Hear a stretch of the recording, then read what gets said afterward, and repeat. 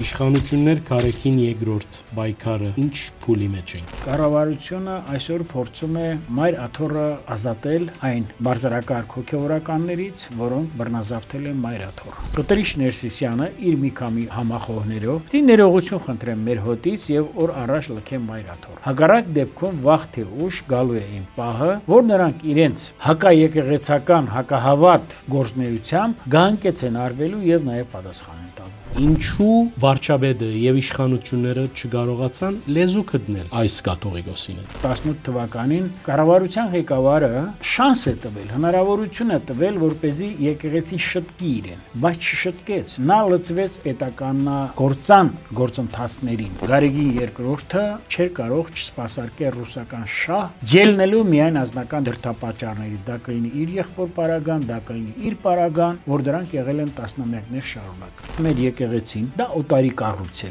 Մեր եկեղեցին ծառայել է օտարին, հիմա ես ասում եմ եկեղեցին, ոչ թե եկեղեցու ղեկավարները։ Եկեղեցին պետք է ծառայի պետությանը։ Երկու կարծիք լինել այստեղ չի կարող։ Եթե ուզում ենք լինել հավատավոր ազգ, մենք առաջինը պիտի հավատանք մեր զինանշանին, մենք պիտի հավատանք մեր դրոշին։ Խաչը դա օտարի սիմվոլն է։ Խաչը օտարի զինանշանն է։ Սեբենք Գաթողիկոսը հերացավ Վերնախավը եւ իր ամիջական շրջապատը ով պիտի ղեկավարի։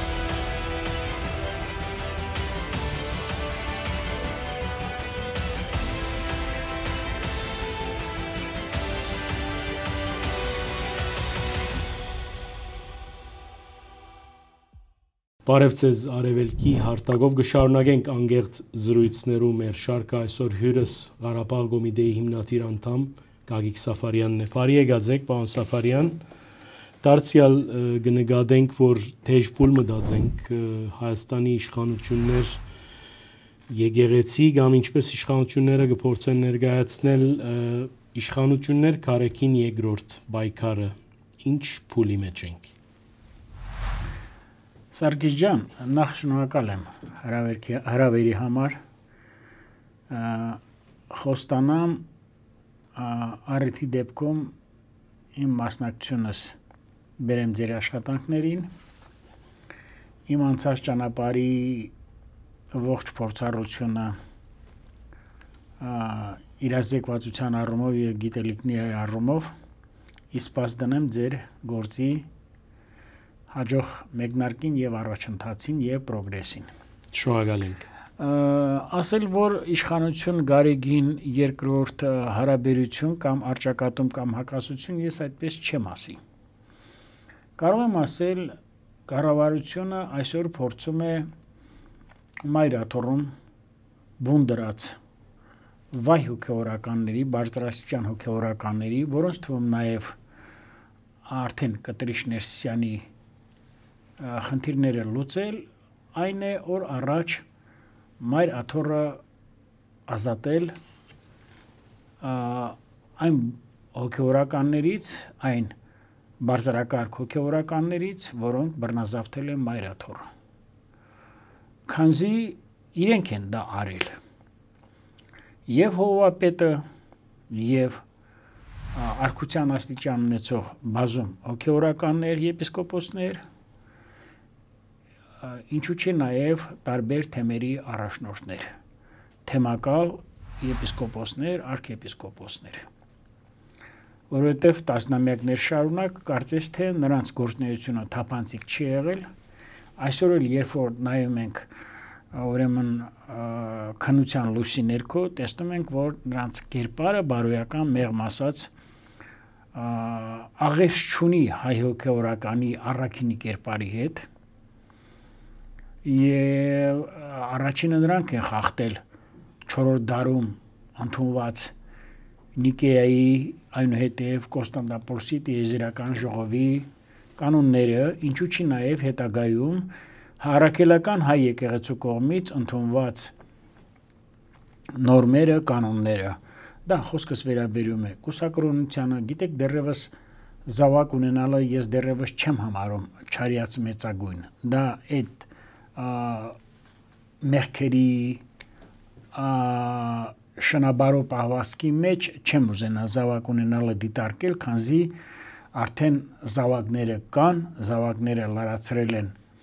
հայ ժողովրդի շարքերը կամ հայ հավատացյալների շարքերը մի քիչ կարծեք թե մեղք կգործենք, եթե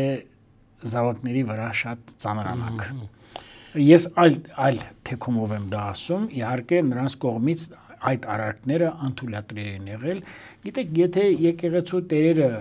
կամեցել են ունենալ զավակներ կամ ապրել նաև ոչ ուրեմն հոգևոր կյանքով, տասնամյակներ, հարյուրամյակներ առաջ կարող էին գնալ այնպիսի մի որոշում ընդունել եւ ասենք իրենք էլ ապրեին աշխարհիկ կյանքով ունենալ ընտանիքներ, որը կարծեք թե այնքան էլ մեղք չէր, բայց ինչու համար են 4-րդ դարում հայ հոգևոր դասի վերնախավը գնացել այդ կանոնների ընդունման ճանապարհով, որպեսզի եկեղեցու ունեցվածքը միշտ պատկաներ հոգևոր հոտի 100,000-ավոր անդամներին։ Դա կլներ ուրեմն եւ հավատքի գրողներին, դա կլներ եւ պետության սեփականություն, դա կլներ եւ բանակի զորացմանը, չգիտեմ, տարբեր խնդիրներին կլներ, այնպես որ կուսակրոնությունը խախտած, կուսակրոնության ուխտը խախտած բազում հոգևորականներ, ստորակարգության վերին ատյանում գտնվող բարձր հոգևորական դասի ներկայացուցիչներ իրավունք չունեն մնալու Մայրաթոր Սուրբ Էջմիածնում։ Նրանք պետք է վաղուց իրենց դուրս են նետել այդտեղից եւ պետք է անպայման իրենց տեղը զիջեն, քանզի մեր ժողովրդին ճիշտ չի հрамցվում եկեղեցի պետություն պայքար կամ չգիտեմ Հայաստանի կառավարություն եւ Մայրաթոր կամ Էջմիածին, ոչ։ Դա ընդամենը կառավարության ղեկավարը հարց է բարձրացրել, ուրեմն Մայրաթորը մաքրել բռնազավթած հոգևորականներից։ Ինչու այդպես։ Ասում են ինչու 2018 թվականին չէ հարց է ծագում, չգնաց այդ ճանապարհով, որովհետև 2018 թվականին կառավարության ղեկավարը շանս է տվել, հնարավորություն է տվել, որպեսզի եկեղեցին շտկի իրեն։ Վերնախավը շտկի իրեն, բայց չշտկեց։ Նա լծվեց պետականագործան գործընթացներին։ Նա կանգնեց վրեժխնդիր քաղաքական գործիչների կողքին, որոնք օր առաջ փորձ են անում ուրեմն զավթել այն իշխանությունը, որին մեր ժողովուրդը 3 անգամ տվել է վստահության քվե 2018 թվականի մայիսին, 2018 թվականի մայրամուտին, տարեմուտին եւ 2021 թվականի հունիսի 20-ին համապետական ընտրությունների արդյունքներում։ Հիմա ասեք տեսնեմ, որտեղ է կառավարության ղեկավարի հարձակումը եկեղեցու դեմ։ Մայրաթորը, ասպես կոչված Գարեգին II կամ ավելի ճիշտ ասենք Կտրիչ Ներսյանի անձով լծված է եղել պետականագործման գործընթացների մեջ։ Սկսած փրկության շարժման կողքը կանգնելով, սկսած ուրեմն Վանեցյանի այդ ինչա կոչում նստացույցը 22 թվականի ապրիլ-մայիսին ձեռնարկած եւ նաեւ 24 երբ որ Ռոբերտ Քոչարյանը երկրորդ նախագահ հայտարարեց, որ մեզ պետք են այնպիսի մարդիկ, որոնք աշխարհիկ ոլորտում չեն, այլ թեկուզ հայ հոգևորականության բարձր դասի մի ներկայացուցիչ, որը պետք է գլխավորի շարժումը կառավարության դեմ ուղղված եւ առաջ բերեցին Բագրատ Սրբազանի կամ այսօր արդեն կարող ենք ասել Վազգեն Գալստանյանի կերպարով եւ որը 2024 թվականի մարտ ամսին ստեղծեցին մի ուրեմն շարժում, որը կոչում էր Փրկություն հանուն Տավշո, բայց երբ եկավ Երևան, հենց այնտեղից ուղղություն վերցրեց, ես այդ օրերին գտնվում եմ այնտեղ Տավուշում։ Ես ասացի, եթե սրանք պիտի սլաք ուղղեն դեպի Երևան, սա լինելու է իշխանության դեմ ուղղված շարժում։ Այդպես էլ եղավ։ Եվ այնուհետև Շիրակի թեմի առաջնորդ գերաշնոր Միքայել Աջապահյան Սրբազանը, որը բազում իր ելույթներում հրապարակային կրակոտ կերպով ասում էր պետք է ռազմական հեղաշրջման միջոցով տապալենք օրվա կառավարությունը, եւ եթե Գարեգինը կամ օրվա վեհափառը նրանց կարգալուց չի արել, ուրեմն նա մասնակից է եղել այդ գործընթացներին։ Այստեղ երկու կարծիք լինել չի կարող։ Երրորդը կապված այս Մկրտիչ Սրբազան Պրոշյանի հետ կա ձայնագրությունը, գիտեք, անձի ամեղության հետ կապված կանխավարկած ասեմ, մենք բոլորս պարտավոր ենք դա հարգել։ Ես ոչինչ չունեմ ասելու։ Միգուցե բայց հանցանքները անգան առերևույթ են, որ քննարկման ենթակա չեն։ Սրան նաև ավելացնեմ եւս մեկ նախադասություն, հետո կսպասեմ ձեր հաջորդ հարցին։ Մոսկվայի իշխանության կողմից իմանալով, որ Ռուսաստանի Դաշնության ղեկավարությունը մեղմ ասած իրեն շատ բայրացական չի պահել Արցախի դատարկման, Արցախի հայաթափման մեջ ստացավ պատվոնշան, շքանշան, դրան զուգահեռ կառավարության ղեկավարը Հայաստանի ղեկավարը հայտարարեց, որ քանի դեռ Բելոռուսում իշխում է այդ ճիվաղը հայ ժողովրդի այդ ողերի թշնամին, մենք այնտեղ ոտք դնելու որևէ հայ բարձրաստիճան մարդ չպիտի գնա այնտեղ, եւ Մինսկում մի մատորի կառուցման համար Գարեգին II աճապարես ներկա գտնվեց այդ մատորի հիմնարկեքին օծման արարողությանը։ Ես եթե ասենք ինչ է նշանակում, եթե կառավարության ղեկավարը դա հայտարարում է, ով իրավունք ունի խախտել դա։ Եվ առհասարակ ես ուզում եմ ես իմանամ ինչ է նշանակում եկեղեցի ինքնուրույն։ Եկեղեցին պիտի ծառայի իր հոտին, եկեղեցին իր հոտի միջոցով պիտի ծառայի իր հավատացյալների միջոցով պիտի ծառայի պետությանը։ Մենք ունենք բազում կաթողիկոսներ պատմության մեջ եւ նաեւ Մխիթարյան միաբանության մեր Սուրբ Հայրերի գործունեությունը դրա առավաչան է, որ բոլորը միաբերան ասում են կրոնը պետք է ծառայի պետությանը։ Եվ հենց ինքը երկրպագելը դա երկրպագել չէ, դա երկրպագել է, հողի պաշտամունքն է, իսկ հողը հայրենին է։ Գիտեք, որ կարող ենք շատ խորանալ եւ երբեք չեմ զիջի իմ գիտելիքներին, իմ գիտելիքներով որևէ մի ոլորտ ներկայացնող մասնագետներին, այդ թվում նաեւ եկեղեցու ներկայացուցիչներին, բայց կարծում եմ այսքան բանը բավական է ասել, որ հետո էլ անդիմախոսները 5-րդ, 6-րդ շարասյուն իբր Ժնևում հարց է բարձրացրել Արցախի վերադարձի, Արցախի խնդրի, դրանք ընդամենը ֆարս են, դրանք ընդամենը սկրին բեք են, չէ, կուլիսների հետևի խոսակցություններ են։ Գիտեք, պարոն Սաֆարյան, ես չեմ գիտեր դուք այդ ժամանակ ուր էիք, բայց 2018-19 թվականին, երբ ես Շանթ հեռուստաընկերության աշխատող էի, ես ներկա եղած եմ այդ Նոր Հայաստան, Նոր Հայրաբեդ շարժումի ակունքներուն մեջ եւ լուսաբանած եմ որպես լրագրող, բավական թեժ բայկար էր, ինչ փոխվեցավ, որ այդ օրերուն Նիկոլ Փաշինյանը, այսպես ասած, փրկեց կաթողիկոսին եւ այսօր ճիշտ հագարակը տեղի կունենա, այսօր իշխանությունը կփորձե, ինչպես դուք նշեցիք, հերացնել կաթողիկոսին։ Ինչ է խորհուրդը այստեղ, ինչ է գաղտնիքը, ինչու վարչապետը եւ իշխանությունները չկարողացան լեզու գտնել այս կաթողիկոսին հետ, կամ հագարակը, ինչու կաթողիկոսը չուզեց լսել իշխանություններու աղերսը եւ դարբեր ծեր թվարկած հայդարարություններու գողքին շատ եպիսկոպոսներ ծանր ոճով խոսեցան Փաշինյանի դեմ, այսինքն որպես եկեղեցականալ ինչքանով ճիշտ էր, ինչքանով սխալ էր, իրենց խոսքը այնպիսի ձևակերպումներով թրին, որ վարչապետին համար դարձավ լուրջ խնդիր։ Սա ինչն էր խորքի մեջ դարագարձության հիմքը ուր է այստեղ, որովհետև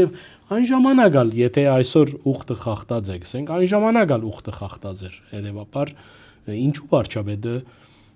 այդ օրերուն նեցուկ եղավ Գարեգին կաթողիկոսին։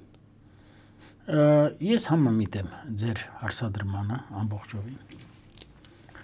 Նոր Հայաստան շարժմանը ես որևէ մասնակցություն չեմ ունեցել, որևէ կերպ էլ իմ վերաբերմունքը չեմ դրսևորել,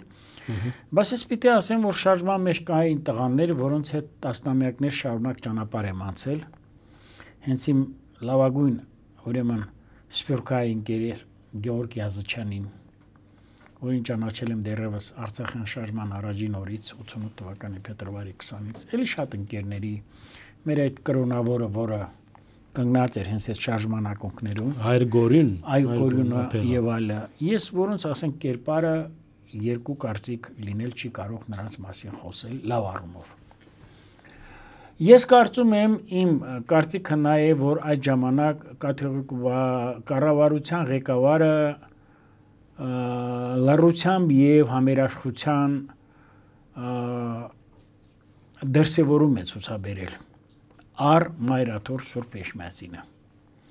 Հիմնականը սա է եղել, որ անջրպետ չառաջանա, որ եկեղեցում կարիք կար լուրջ բարեփոխումների, լուրջ ռեֆորմների, այստեղ երկու կարծիք լինել չէր կարող, քանզի այդ շնաբարո պահվածքը, կուսակրոնություն խախտելը, ոչ թափանցիկ լինելը, տրանսպարենտ չլինելը, տեսեք, հասարակ բան է, չէ, ասենք եվրոպական բազում երկրներում իրենց հոգևոր առաջնորդները տարվա բյուլետեններում կամ անալներում տպագրում են ultimate beneficiary, չէ, վերջին նվիրատվությունները, չէ, եւ այնտեղ կան մարդիկ, որոնք այսքան նվիրել են, այսքան նվիրատվություններ են արել եւ մեր մոտ չկա այդ բանը։ Անկեղծորեն չկա։ Վերջերս իմ լավ ընկեր քարտեզագետ Ռուբեն Գալջյանի հետ մի բաժակ գարեջրի շուրջը զրուցում ենք, ասում է, երբ որ եկել է Անգլիա, վեհապարը ասել է, ովքեր են այստեղի մեծահարուստները։ Այսինքն խոսքը գնում է դրամ յուրացնելու համար։ Ինքս բազում հոգևորականների ծանոթ եմ, բարձր դասի, նաև ցածր դասի, որոնց հետ նաև շատ լավ հարաբերություններ ունեմ եւ բարեբախտաբար ունեմ, որոնք արժեհամակարգային առումով շատ լուրջ հավատքի կրողներ են եւ նաև գիտելիքների առումով։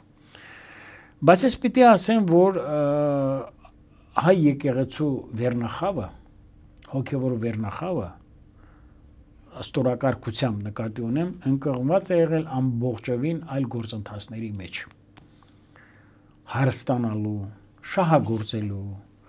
ապօրինի կենակցելու, շնաբարո ապրելակերպի մեջ։ Դրան զուգահեռ նրանք նաև թելերով կապված են եղել օտարերկրյա գործակալական տարբեր կազմակերպությունների հետ։ Դրան զուգահեռ նաև ունեցել են նաև շահախնդիր կապեր երկրի նախորդ ղեկավարության հետ։ Եվ դա է պատճառը, որ նրանք անկուշտ մոլուցքով հարստացել են։ Չէ, բոլորս գիտենք, որ գաղտնիք չի, չէ, որ նրանք ունեն նյութական առումով անձնական մեծ ճոխություններ ու հարստություններ։ Եվ այդքանից հետո 21 թվականի փետրվարից սկսած նրան ակնհայտ կերպով դարձել են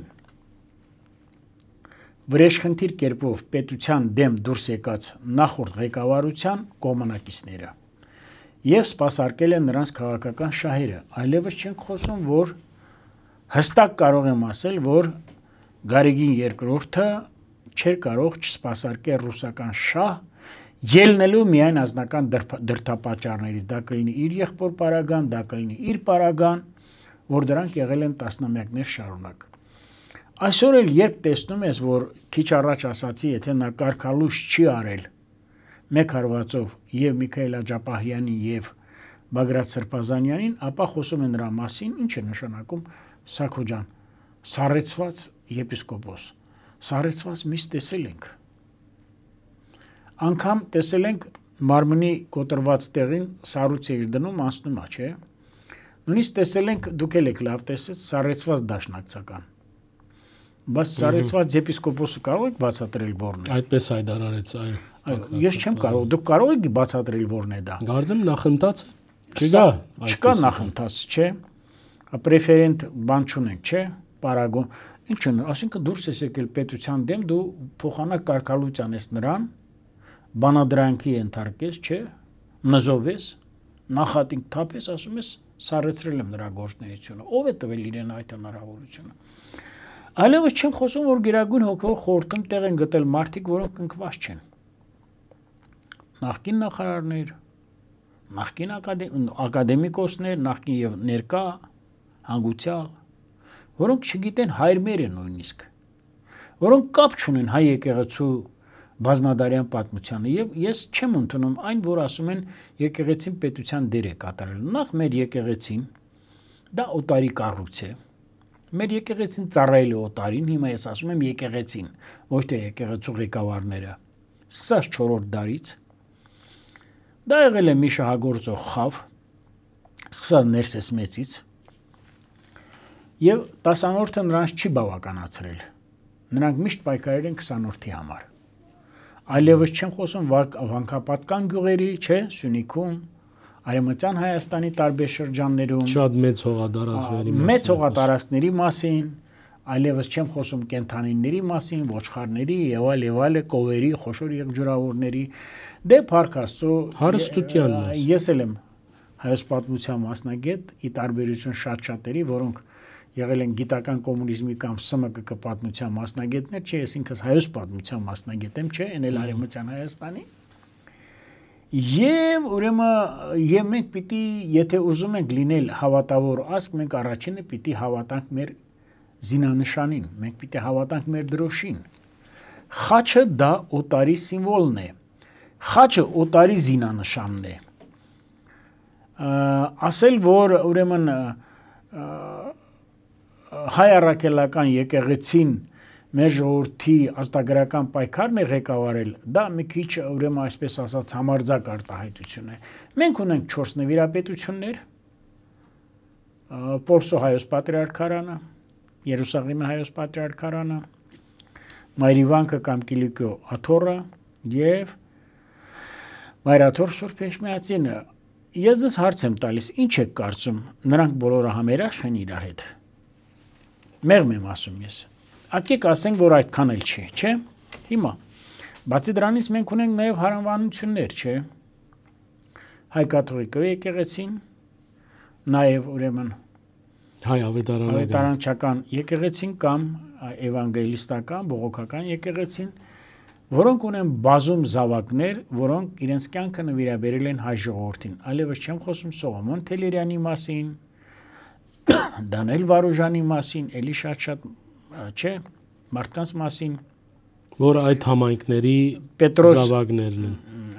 Պետրոս Գրիգոր Աղաջանյանի մասին, չէ, բայց եւ նույնիսկ իրենք ազգային շատ խնդիրներում ավելի հանդուգն, ավելի համառ, ավելի սկզբունքային են եղել,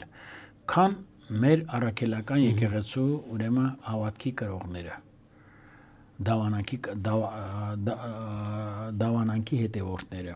Բայց թե սա մեկ այլ կողմ դնենք, ես պիտի ասեմ, որ այսօր մեր եկեղեցու առաքելական եկեղեցու հովապետերը բարձրագույն դասը ամբողջովին կատարում է Գարեգին II Ապուրինի հրամանները եւ եկեղեցու հոգևոր պետերն են իրենց դուրս դրել Մայրաթոռից իրենց կերպարով, եթե կա կանոնակարգ, նրանք պիտի առաջնորդվեն կանոնակարգով։ Նրանք պիտի ուրիշ նպատակ չունեն։ Պատերազմից հետո ես չեմ հիշում մեր պատանդների Բաքվում պահվող, որտեղ ես դրանց գերիներ չեմ համարում ռազմաքաղաքական, շատ-շատերի անհայտ կորածների հետ կապված, այլևս չեմ խոսում պատերազմի նյութական մասնակցության հետ կապված, ես կարծեմ այնպիսի մի երևելի մասնակցություն չեն ունեցել, այլևս չեմ խոսում այն իրենց անձնական մասնավոր կյանքը, որը հիմնականում նպատակաուղղված է նյութական հարստություն դիզելուն։ Եվ բացի դրանից էլ բազում եպիսկոպոսներ եւ հոգևոր հայրեր անթույլատրելի արտահայտություններ են անում եւ կառավարության ղեկավարի հասցեին եւ նրա ընտանիքի հասցեին եւ վաղուց նրանք արդեն անցել են դեդլայները, չէ, ինչպես ասում են կարմիր գծերը։ Կարծում եմ սա է եղել եւ ես կարծում եմ, որ այսօր մեր հոգևոր հավատացյալ ժողովրդին անհրաժեշտ է առաջին հերթին Էջմիածինը մաքրել այդպիսի շնաբարով հոգևոր դասի վերնախավի ներկայացուցիչներից։ Ես կարծում եմ սա օրակարգի խնդիր է, սա չի նշանակում դուրս գալ եկեղեցու դեմ։ Դուք կարող եք ինձ ցույց տալ մի նախադասություն, որ երկրի ղեկավարը, վարչապետը տվյալ դեպքում ասած լինի հայ եկեղեցու հասցեին, ոչ թե եկեղեցու վերնախավի, հոգևոր դասի վերնախավի, այլ հայ եկեղեցու։ Այդպիսի բան լինել չի կարող։ Այո, եկեղեցին շատ դեպքերում վերենացել Չուլանի։ Այսօր ԿԳՄՍ-ի կրթության, գիտության, մշակույթի, սպորտի նախարարության համակարգում կան բազում խոնարհված եւ ավերված եկեղեցիներ, որոնց վրա պետությունը շատ լուրջ ուշադրություն է դարձնում, թե վերակառուցման, ռեստավրացիայի եւ թե պահպանման ու որպես մշակույթի օջախ օգտագործելու առումով։ Կարող եք ցույց տալ, տեսնենք, բացի մի քանի եկեղեցիների վերականգնումից Մայրաթորը ինչով է զբաղված եղել։ Բա իհարկե դրանք ճուլաններ են դարձել, չգործող եկեղեցիները, խոնարհված եկեղեցիները, նաեւ այն եկեղեցիները, որոնք գտնում են Մայրաթորի անմիջական համակարգի մեջ, տիրապետության ներքո, չէ, գերիշխանության ներքո, բայց չեն օգտագործում։ Եվ այդ անընդունելի բարբար լեքսիկոնը, չէ, stock word-ը, բառամթերքը, ես դա չեմ ընդունում։ Գիտեք, այստեղ նաև ուրիշ հարցը, որ գտրվի եկեղեցի պետություն հարաբերություններու ընթացագարկը սահմանադրության մեջ նշված է եւ եթե բահմը փորձենք այսօրվա Մայրաթորի այսպես թեզերը ներկայացնել, իրենք կսեն թե ինչ կորձունիկ իշխանություններ կամ բարոն վարչապետ եկեղեցիի ներքին հարցերուն խառնվելու։ Ի վերջո Գաթողիկոսը միապանության գլուխն է։ Միապանությունը եթե խնդիրներ ունի, ինք կրնա լուծել իր հարցերը։ Այդ մեկը ինչ որ իրենք նաև գսեն թե այս մեկը քաղաքական ինչ որ ելագետ ունի, ադոր ինչ կպատասխանեք, որովհետև իրենց կարծիքով իշխանությունները ուղղակի միջամուխ կլան եկեղեցիի ներքին գործերուն, բամը որ չունին այդ իրավասությունը, այսինքն այդպես չէ ընթացագարկը։ Դարբեր մարմիններ են։ Շատ լավ, փորձեմ հստակեցնել ձեր հարցադրման ամբողջ, այսպես ասած,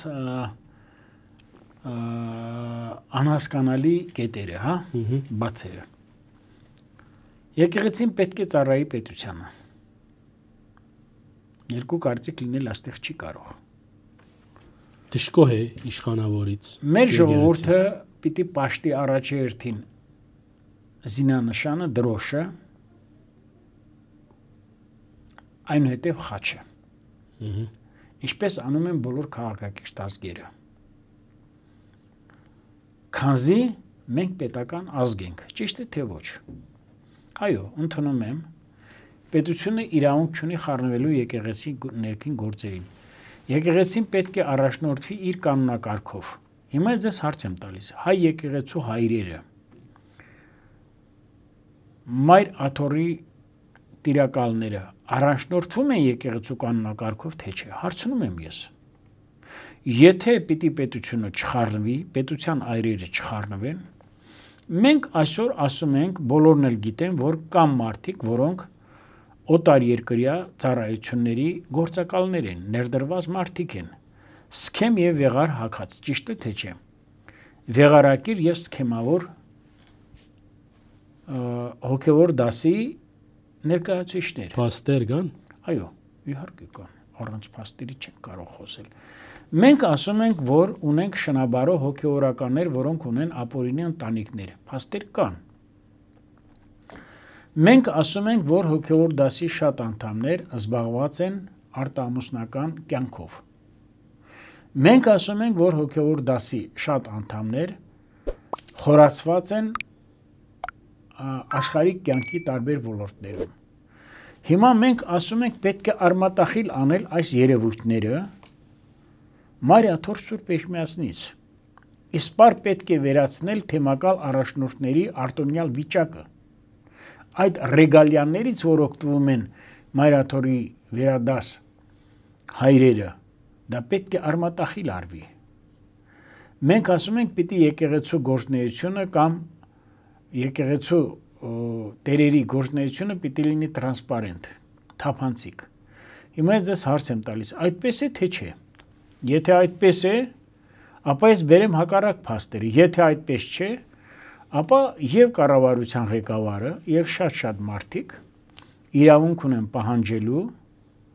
այդպեսին լինելու, իրավունք ունեն պահանջելու,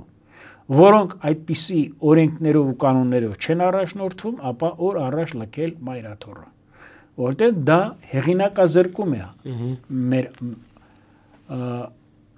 հոգևոր դասի բարոյական նկարագիրը։ Այստեղ երկու կարծիք լինել չի կարող։ Եթե պիտի կառավարության ղեկավարը ասի մենք Բելարուսիա գնալու ոչ մի բարոյական իրավունք չունենք եւ իջգրու պիտի վեհապարը գնա Բելարուս, ներկա գտնվել մի խորանի մատորի կամ թեկուզ ասում են եկեղեցու օծմանը, հա, դա այլևս հակապետական պահվածք, էլ ինչ եք ուզում։ Հարցնում եմ ես ձեզ։ Մեկ հատ նայեք սրբազան շարժման ժամանակ իմ հայրենի Ղարաբաղցիներից եւ շատ մարդկանցից, որոնք այսպես ասած հենց այնպես ներկա են գտնվել այդ հանրահավաքներին, տեսեք ովքեր են ներկա գտնվել նախկին նախարարներ, նախկին կաշառակերներ, նախկին պաշտոնյաներ, նախկին դեկաններ, կաշառակերներ, որոնք ծրարի մեջ միշտ ստացել են։ Եվ ընդհակառակը ասում են ոստիկան օրենք ապահում, դեկանը նախկին ասում է ոստիկանը ինչ խելք ունի, որ օրենք ինքը ճիշտ է ասում, գիտեք, որտեվ այդ ոստիկանը, որ խելք չունի, ինքը ամեն կիսամյակ ծրարով գումար է վերցրել, որ նշանակել տա, որ այդ անգրագետը հետո չարիք դառնա մեր ժողովրդի համար։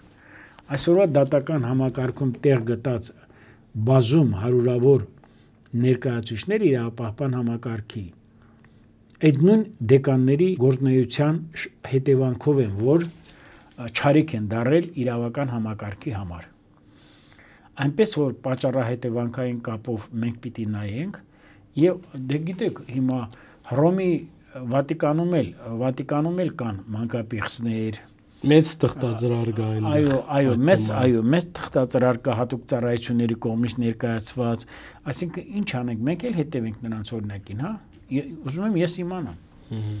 Եվ վերջին հաշվով հայ բարձր հոգևորական դասը, եպիսկոպոսաց դասը, ես դրանց համարում եմ անհավատներ, ես նրանց համարում եմ աթեիստներ։ Բոլոր հիմքերը կան այդպես կարծելու։ Հիմա այստեղ կարևոր հարց մը պիտի դամ այն իմաստով, որ Սեբենք Գաթողիկոսը հերացավ, սակայն այդ վերնախավը, որ եւ իր ամիջական շրջապատը ինչպես պիտի ղեկավարի այս եկեղեցին, ինչ հիմքերով եւ ով պիտի ղեկավարի, եթե այդ բոլորը ասենք վերնախավը փոխարինված է ինչ որ կերպ, գիտեք, որովհետեւ այսպիսի համագարկերու մեջ փուրքային ինչ որ համակարգ մը կա, համագարկ մը կա եւ երեցը միշտ դիրողն է գրծերին եւ այդպես։ Շատ բարի։ Հայ առաքելական եկեղեցին հնուց ի վեր հարյուրամյակներ շարունակ առաջնորդվել է իր կանոնակարգով։ Այստեղ ոչ մի խնդիր չկա։ Նույնիսկ այսօր հայ առաքելական եկեղեցու գլուխ կարող է կանգնել նաև հավատացյալ, բայց ոչ կրոնավոր, ոչ կուսակրոն քահանա։ Պատմության մեջ մենք ունենք աշխարհիկ անձեր, որոնք եղել են հայ առաքելական եկեղեցու գլուխներ, կաթողիկոսներ, կան չէ այդպիսի օրինակներ։ Կան դեղաբահ եղած են որոշ շրջանի կաթողիկոսներ։ Հիմա դրանից բացի այսօր ովքեր դուրս են եկել մեր պետության եւ կառավարության դեմ 10, 20, 30, 40, 50 հոգի են, ոչ ավել։ Այս համագարկի մեջ։ Այո, ոչ ավել։ Իսկ յետևորդները հոդ ունին ի վերջո բացառվում է դա բացառվում է։ Չկա այդպիսի բան, դա կեղծիք է։ Կաթողիկոսին մեծ բանով ընդունեցին օտագայանի մեջ օտանավակայանի։ Չէ, դա ընդդիմությունն է մեր։ Դա մեր ընդդիմությունն է, գիտեք, դա ընդդիմություն չի, ես ամաչում եմ դրանց ընդդիմություն կոչեմ։ Դա 5-րդ եւ 6-րդ շարասյունն է, օտարերկրյա գործակալական ցանցն է։ Դրանք նույնիսկ քաղաքական ճամբար փոխածներ չեն, դրանք լակեյներ են, սաթելայթներ են, դրանք գրպանափոխներ են, լափամանից տարբեր լափաման շուտ օգտողներ ու փոխողներ են։ Առաքելական եկեղեցին ունի բարձրագույն մարմին, որը կոչվում է ազգային եկեղեցական ժողով, որի կարծեմ 1/3-ը ավելի քան պետք է լինեն աշխարհիկ մարդիկ, ճիշտ է թե չէ։ Առաքելական եկեղեցու աշխարհիկ անձնավորությունները եւ այն ներկայացուցիչները, որոնք եկեղեցու սպասավորներ են, կարող են հրավիրել ուրեմն արտահերթ ժողով եւ ընտրել կաթողիկոսական տեղապահ մինչեւ ընտրությունները։ Մենք ունենք նաեւ այլ կանոնով նախատեսված կազմակերպություններ, որոնք գործում են քահանայի ժողովը, Գերագույն հոգևոր խորհուրդը եւ այլ եւ այլ։ Այնպես որ ճիշտ է ասում, կառավարության ղեկավարի նպատակը նա չէ, որ եկեղեցում անպայման դնի իր ներկայացուցիչին որպես վեհապար։ Բոլորս գիտենք, չեմ ուզում ես խորանամ, ինչ մութամպեր կան, ինչ այսպես աղոտ պահեր կան Գարեգին երկրորդի գահ բարձրանալու, մայրաթոր բարձրանալու օրվա հետ կապված ես քավլիցի դրան չեմ ուզենա անդրադառնամ եւ նույնիսկ ասում եմ, որ կաշառքի չափն են ասում, որ տվել է եւ կարգվել է որպես օցիալ վեհապար։ Ճիշտ է թե չէ։ Հիմա ես չեմ ուզում սրան անդրադառնամ, սա այլ խնդիր է, այլ ձևաչափի խնդիր է։ Այլ ձևաչափի խնդիր է նաեւ հայ հոգեվորականների եւ առհասարակ հայ եկեղեցու դերը հայոց պատմության մեջ,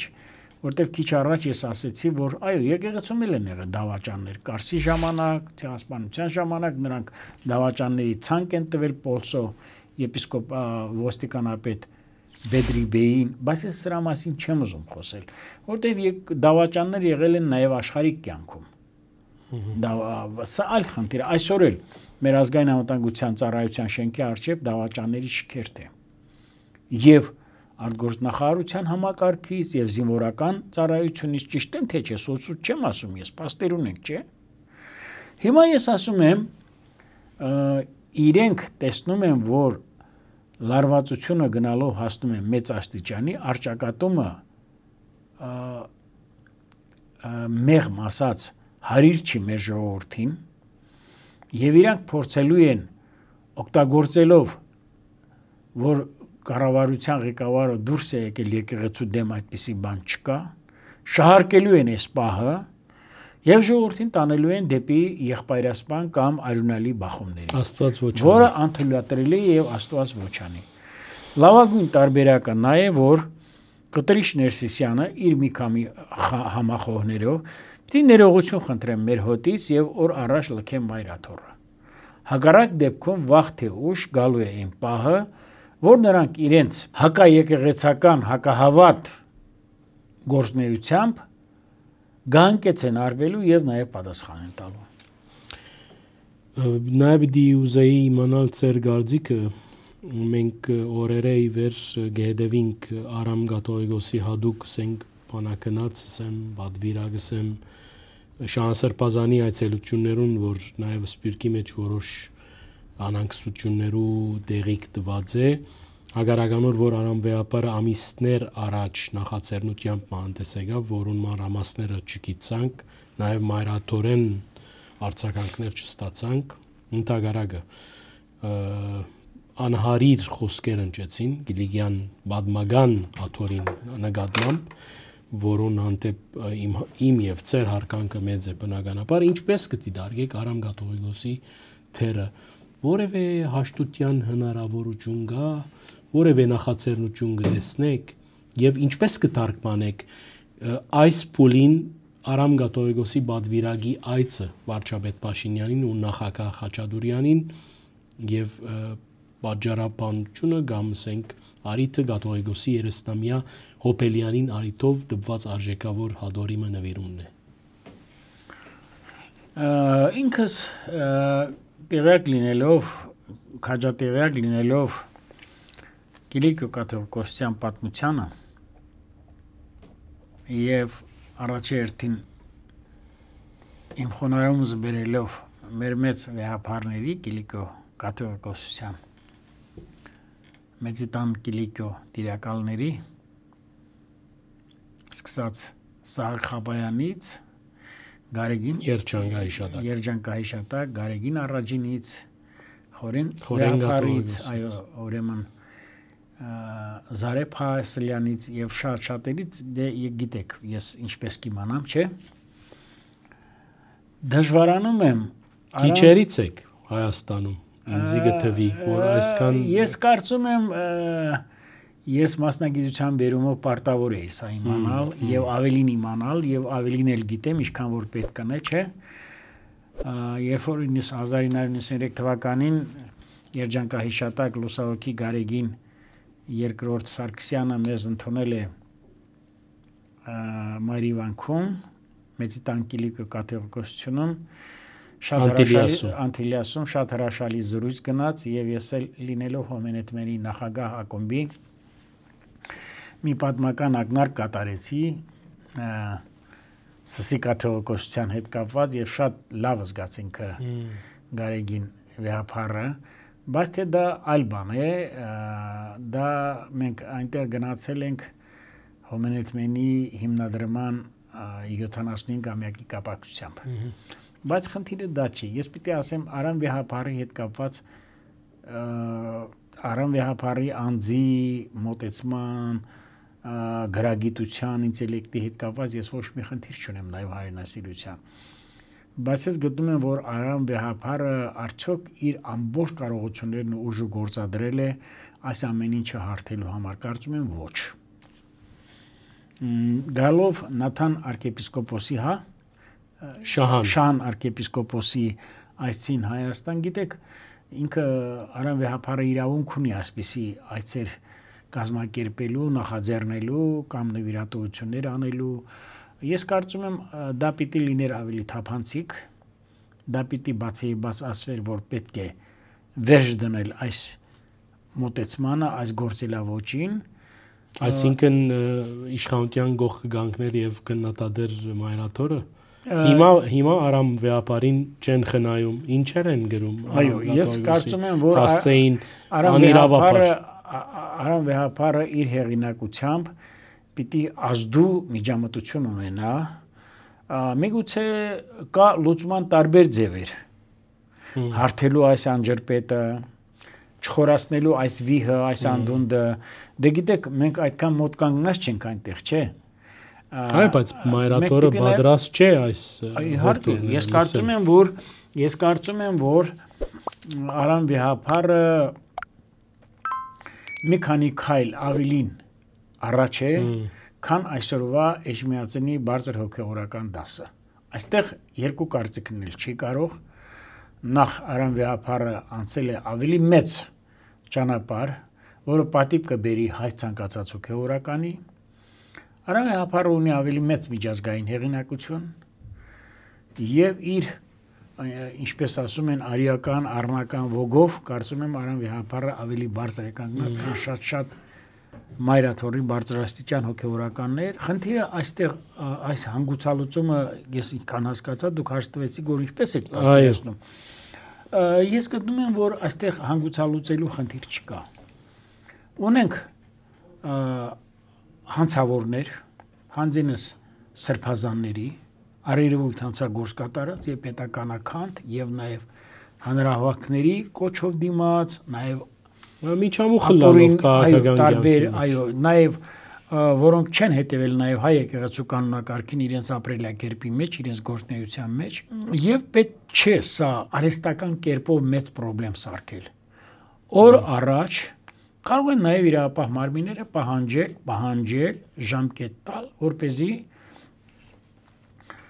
մայրաթորը ուզուրպացրած բռնազավթած հոգևորականները շուտ լքեն մեր ուրեմն վեհարանը։ Ես այլ տարբերակ չեմ տեսնում։ Այսին նախաձեռնություններու ժամանակը անցած է։ Ինչպես։ Այսին նախաձեռնություններու ժամանակը անցած է։ Ես կարծում եմ դա այդպես է։ Հիշեցնեմ, որովհետեւ մեր ագընտիրներն ալ իրազեկված են, Արամ Գաթողիկոսն ալ պահանջած է Նիկոլ Փաշինյանի հրաժարականը։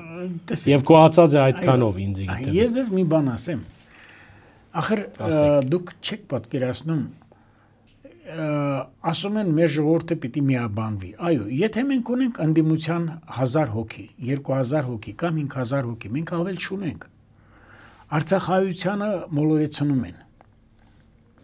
Գիտեք ինչից է գալիս դա, որովհետև կառավարությունն էլ պիտի վճարական լինի արցախայության խնդիրների լուծման ուղղությամբ։ Համամիջ եք իմ հետ։ Միասնության առումով համամիտ եմ, բայց Արցախի թեման բոլորովին շատ ավելի խճճված։ Խոսքը վերաբերում է տնտեսական, սոցիալական խնդիրներին։ Անշուշտ, պետք է Արցախին ամեն ինչով կոհլա Հայաստանի մեջ։ Պատկերացնում եք, չէ, ասենք մի 3-4 համայնք կառուցվի, գյուղ կառուցվի եւ ապրեն Արցախահայերը։ Միասնապար։ Դուք պատկերացնում եք այդ գենոդարանը, ինչ էներգիա կստեղծի։ Թեկուզ $500 միլիոն ծախսվի, բայց դուք գիտեք, չէ՞։ Մի զարմանակ այս ծրագիրը գնե ավետարանչագանը Հայաստանի մեջ։ Քանի տասնյակ միլիարդ $, օգուտ կբերի հայ ազգին։ Էլի խնդիրներ կան։ Շատ խնդիրներ։ Բայց ախր առաջնահերթություններու խնդիր ալ գա Հայաստանը շատ կարևոր անցումային փուլի մեջ է հիմա։ Անպայման մենք այսօր դրա համար եմ ես ասում, գիտեք ինչ, նախաձեռնություն անել, որ ուրեմն սրբապիղծ հոգևորականը պետության ղեկավարի հետ համախմբվի, ես դա չեմ ընդունում։ Այո, այդ ժամանակ անցել է։ Տեսեք, շատ բաներ կա ասելու։ Ախր մենք հիմա ես ասում եմ, ասենք թե 100 հոգևորական կամ 100 չկա, ասենք 50 հոգևորական պիտի դուրս հրավիրվեն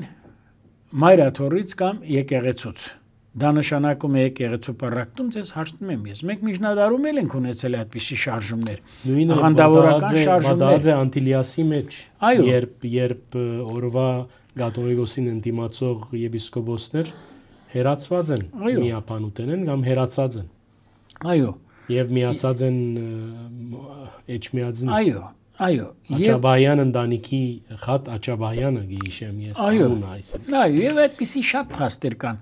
բայց խնդիրը գիտեք ինչ, չպետք է այդ թնջուկը սարքել համազգային թնջուկ։ Ես այդ կարծիքին չեմ։ Ես գտնում եմ, որ պետք է ամփոփվի։ Պետք է ամփոփվի, ես գտնում եմ, որ եթե նրանք ունենան քաջություն, եթե տեսնում ես, որ քո հոտի հետ կապված, քո հավատքի հետ կապված, տեսեք, ես ինչ է նշանակում դատախազը խաչեր է կառուցում կամ շուրջպար է անում։ Եթե դատախազը այդքան հավատքի հանդեպ մեծ ներքին զգացում ունի, ապա ինքը թող կաշառք չվերցներ, ինքը թող մարդասպանին չարթարացներ, ինքը թող ամեղ մարդուն, չգիտեմ, ավելորդ մեղադրանք չներկայացնեն։ Եթե մարդասպանը եկեղեցի է կառուցում, ապա հավատացյալների քանակը չի փրկվելու,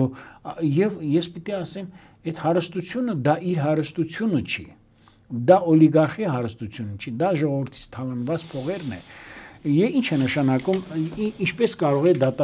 եթե դատախազը պիտի խաչ կառուցի, ով ասել, որ ես պիտի խաչակնքեմ։ Շատ բաներ կա խոսելու, ես կարծում եմ եւ ես ինքս Սարգիս ջան, այդ արժի համակարգի կրողն եմ։ Ես շատ դեպքերում ինձ հարց են տալիս արտարադատությունից, իրավական համակարգից, օլիգարխներից, գիտեք, շատ դեպքերում ես չեմ ուզում իշնեմ, ցածրանամ, որտեղ մի մարդ, որը հայոց պատմությունը գիտի, ինչքան որ պետք է, մի մարդ, որ կարճած է համազգային համախմբման գաղափարին, մի մարդ, որ կարճած է Սարդարապետի հերոսամարտի ոգուն, մի մարդ, որ կարճած է Շուշի ազատագրման ոգուն եւ ամիջական նաեւ մասնակցություն ունեցել թեկուզ թեկունքային աշխատանքներում, ապա ես թույլ չեմ տա այդքան շատ իշնեմ, կներեք։ Անգերտ զրույց էր, շնորհակալ եմ, պարոն Սաֆարյան, մեր ագնտիրներուն հայտնեմ, որ այսօր հյուրս Ղարաբաղ Կոմիտեի հիմնադիր անդամ Գագիկ Սաֆարյանն էր, նաեւ օրտորս ցեզի արկելի ագնտիրներ հետևիլ մեր հաղորդումներուն, մեկնաբանել, դարածել, այդպիսով խթանած գլակ անգախ մամուլի մեր առաքելությունը բարինեցես։